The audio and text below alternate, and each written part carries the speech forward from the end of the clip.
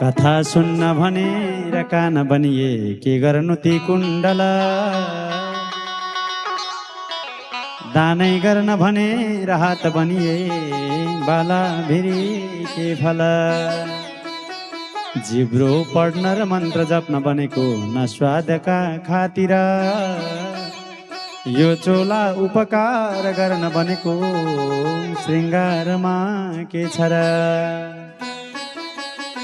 चङ्गा चित्त छँदै उमेर रहँदै बरकत छँदै गाथमा व्याधिले नछुँदै राय रहँदै पैसा छँदै हातमा राम्रो मिल हुने पछि सुख हुने धन्दा छिनी हाल हे आग लागि घरमा भएपछि गुवा खन्दा हुने छैन हे हाम्रो यो हात भने यो पाउ बनेको के गर्न त भन्दा यो के बनेको त भन्दा वाणी गुणानु कथने श्रवणौ कथायम हस्तौ च कर्म सुमनस तव पादयोर्नः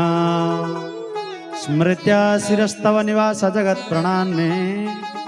दृष्टि शतं दर्शनेस्तु भवत्तनुनाम